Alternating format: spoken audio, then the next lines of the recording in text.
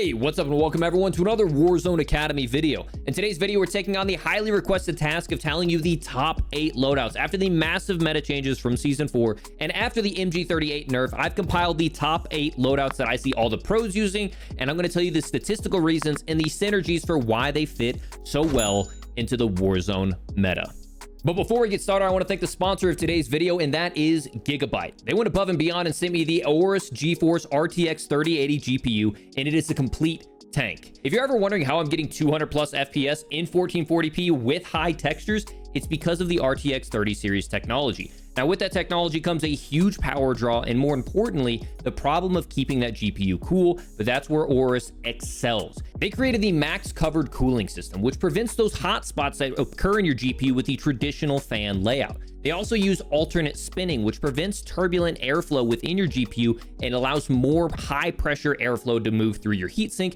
And then finally, they created the wind claw design, which redirects airflow to allow for more heat dissipation within your GPU. Now, fortunately, you don't have to own this piece of technology. You don't have to have a 30 series card in order to take advantage of NVIDIA technology. What you can do right now on your PC is go into your graphics settings in Call of Duty and make sure you have NVIDIA Reflex low latency enabled, and then I suggest enabled plus boost. What this will allow you to do is get lower system latency, which will make the game feel more responsive. You'll have more accurate flick shots, more accurate tracking, and most importantly, it'll allow you to see your enemy quicker.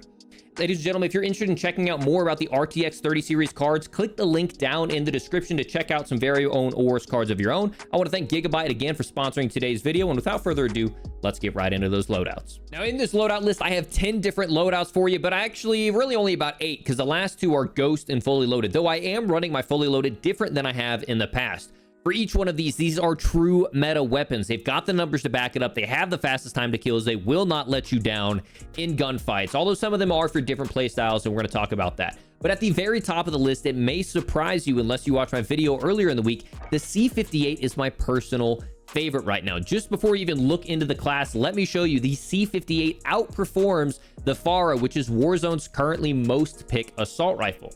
Now, the C58 outperforms the FARA at chest. This is at chest with full plates. It smokes the FARA except for this little bit of range. You go to headshots, it smokes it at every single range.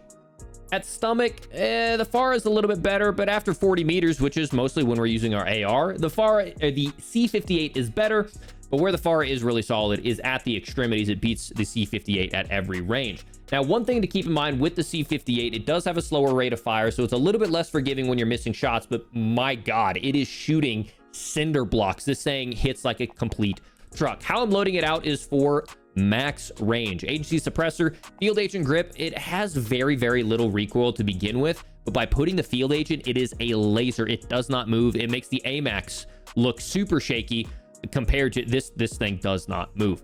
Snag 50 rounds, so it doesn't hurt my aim down sight. The 3x sight, and then the Task Force, which was majorly buffed at Season 4, reducing my vertical recoil, reducing my horizontal recoil, helping me out with the range and the bullet velocity. This is my go-to gun. I'm dropping solo quad bombs with it. I am in love.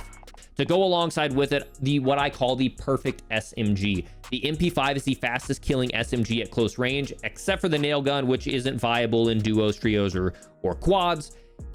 And it's insane. I kit this out for max movement speed. The Cold War MP5 has a harsh damage range drop off. However, I don't build for extending the damage range. What I build for is getting inside of that gunfight. So this is kind of a higher skill gun to use, but a lot of the pros like Biffle, Aiden, myself, Breadman are all using this as our tournament MP5, and we're building it exactly like you see here for max movement speed.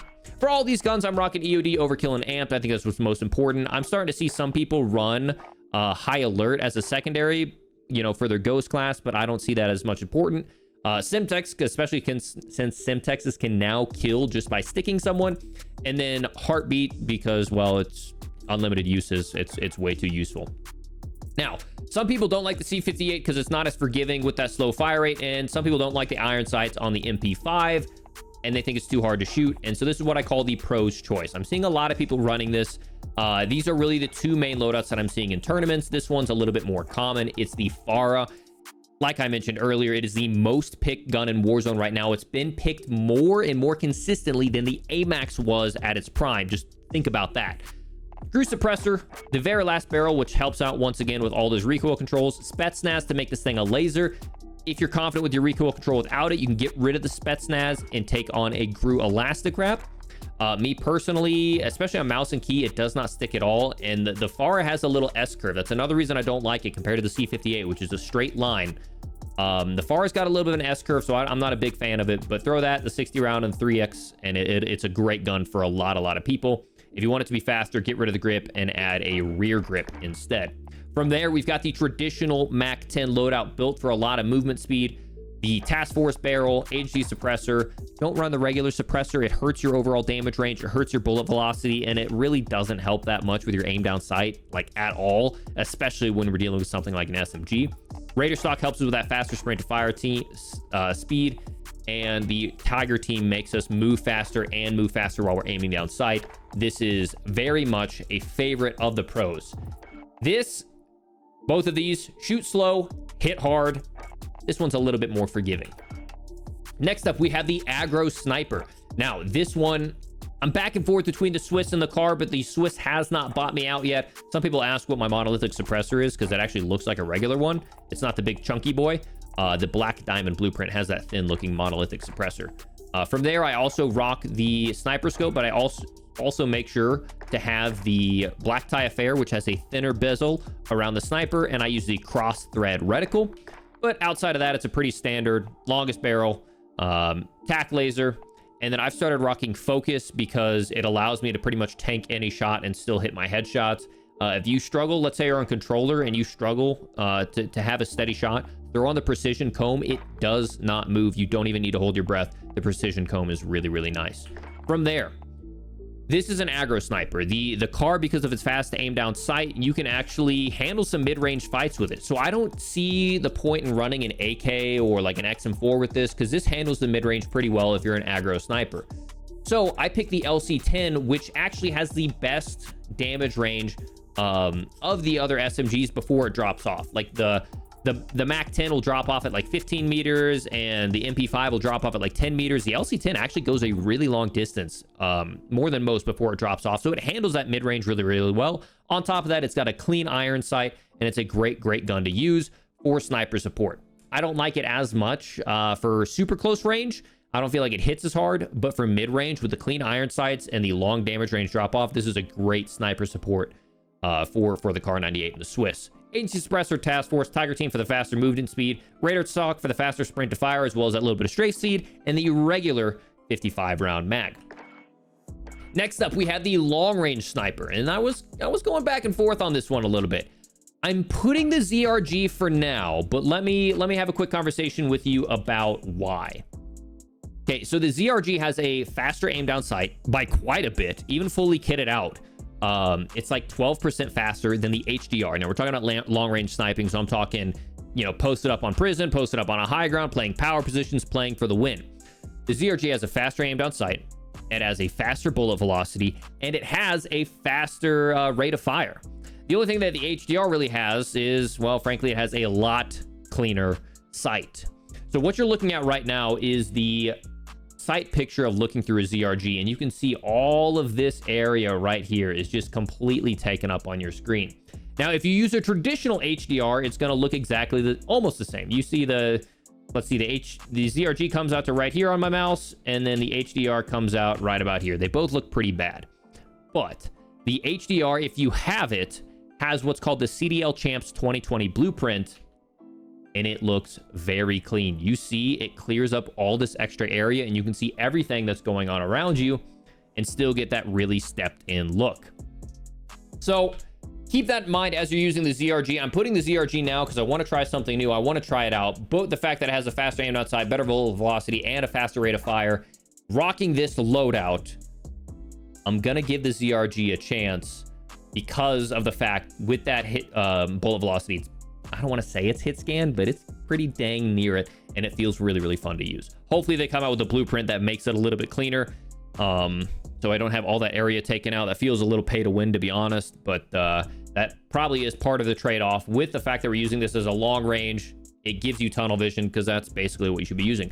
But since we can't use this thing at all for close range for quick scoping, We need something that can cover the mid-range a little bit better, and that's where we go with the Cold War AK-47. Now, if you've tried the Cold War AK-47 in the past and you haven't liked it, have you tried it since they buffed the RPK barrel? With the new horizontal recoil control and vertical recoil control, I no longer rock the Spetsnaz grip. I used to rock it. It's a laser beam now. I love it. I absolutely love it. I mean, it shakes a little bit, but for the mid-range fights, I really like it. You could honestly get rid of the skeletal stock, put on the Spetsnaz grip, and throw on a 3X, and it is that stable that the Cold War AK can now be a primary AR. But this is how I run it for sniper support with the long-range sniper, microflex, skeletal stock, 45 round, Spetsnaz, and Gru's suppressor. Next up, we have the Solo Slayer. And I know what you're thinking. The Scar? Well, they recently buffed the Scar. They gave it a better chest multiplier, and they gave it a better neck multiplier. And what else better to compare it to than the Farah? And it smokes it. So here it is at the chest with 250 health. The Scar absolutely smokes it at the chest. Absolutely smokes it at the head. At the stomach. Okay, the Farah is better at the stomach. I'll give it that. And at the extremities, yeah, the Farah is better. I'll give it that. But this, like I said, is the Solo Slayer. Make sure you're aiming for the upper body for this one, but this is fun. They talked about how they're going to be buffing the Scar in future, like major overhauls.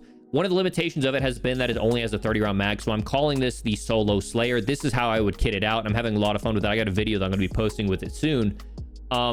It's not as dominant. I would not run this in anything more than duos, but this gun is very good. The only thing holding it back is this right here, and they are planning on buffing a lot of the Modern Warfare weapons in future patch notes. They explicitly mentioned that, so keep an eye on it. Maybe try out the Scar for fun. And then the best solo weapon in the game, the nail gun. It's got the fastest time to kill out of all SMGs. If you're not using this in solos, you're throwing, it is so incredibly quick with its time to kill. It's not even fair. I don't know why they did this. The solos were already ratty enough, and with people camping in corners, and this makes it dang near impossible. Run this if you're running solos. It's not even fair. Next up, we have the new best LMG. The MG38 is nerfed, is way too shaky, but with that buff task force barrel, the stoner is insane. I promise you. One of my buddies, Bobby Poff, used to run this for tournaments, and he was in love with the gun, and I love it too. But even now, throw on the task force, throw on the field agent. I throw on the elastic wrap because that allows me to aim down sight a little bit faster. Makes it feel a little bit more like an AR. You can run the fast mag, but I'll tell you how I mitigate that here in a moment. And then I run the 4 times and make sure to customize it and get a really clean reticle on there, because otherwise the 4-time has that really chunky circle. You can now customize it, make sure to get that reticle on there. What I'm doing instead of running a fast mag, so this can feel more like an AR. In the event that I have to get into a mid-range fight, I've pulled out the Milano. Now, if you weren't already tracking, the Milano is incredible. JGod made a video about it, and it completely blew my mind. But the Milano actually kills faster than most ARs. It kills faster than the AMAX, which is incredible. And it's now one of the fastest killing guns in the game. The screen's about to go white. Watch your eyes. And by the way, if you guys are enjoying this video and little stuff like that, please do me a favor and drop a like on today's video. The last loadout video that we had hit over 10,000 likes. If we could hit over 10,000 likes on this video, that would be insane. Please do me a favor if you're enjoying this video so far, subscribe, drop a like on it for me. But without further ado, take a look at this, ladies and gentlemen. The stinking Milano. Long-range TTK, 600 milliseconds. That's almost as fast as the Cold War AK. Better than C58, XM4, AMAX, FAR, RAM, Groza. It doesn't make any sense. The gun has incredibly slow bullet velocity, though. So I wouldn't run this necessarily as an AR. If you look at that previous graph, where it really holds back is the bullet velocity, only 750 compared to the Cold War AK or the AMAX, which are, you know, 400 faster. This gun doesn't really make sense to run as a primary long range, although it can be fun and corny. What it does do great, though, is with this as your primary AR, if you did not have an opportunity to fully reload that, because yes, it reloads a little bit slower, but you're more likely to die for aiming down sight too slow than you are for reloading. if you do need to reload and you do need to clutch up, this is your mid-range SMG that has stupid range. So I've built it out to have a clean sight picture. I want that microflex LED on there so that way I can see targets a little bit farther away. If you want, I've seen some people running with a 2 times or a 3 times, but I still want to be able to clear out buildings with this. So I have the Raider stock for faster sprint to fire, the Task Force, so I still get that straight speed. If you want to go max bullet velocity, hit up the Ranger, and then the Agency Suppressor and the Drum Mag, which are pretty standard. I think this is a very fun loadout. If I'm playing squads, I do not want to run against a stoner squad because it kills exceptionally quick. And with that new barrel, it's a laser and it can aim down sight pretty dang quick as well. Next up, we have Nostalgia Trip. And as you can see, I got these weapons golded out. Modern Warfare weapons are a little weak right now, but there are some that are viable, and these are the top 2 that I would recommend. The AMAX is still pretty good. We'll talk about that here in a moment, but the Ram 7 still has a special place in my heart. And it's a pretty standard loadout here. You guys are all familiar with the Ram 7 at this point. It's got a little bit of recoil, but by now you guys should be able to control that, especially with the Commando foregrip. But then I throw on the the Modern Warfare MP5 with a hip fire build configuration, and you are flying around the map with the Merc foregrip, sleight of hand. If you are fine with the reload speed, let's say you're playing duos and you don't feel like you need to reload that much, you can throw on a 5 milliwatt, which is going to make that hip fire even tighter. Monolithic integral suppressor, 45 round mag, F-Tac collapsible. You are flying around the map. This is a lot of fun to use, especially if you're on a nostalgia trip. Modern Warfare guns aren't as viable as they used to be, but these 2 definitely are. Aiden actually has been running these in tournaments and doing very well with it. Next up, this one's important to me. Cheating's really bad in Warzone right now. Very bad.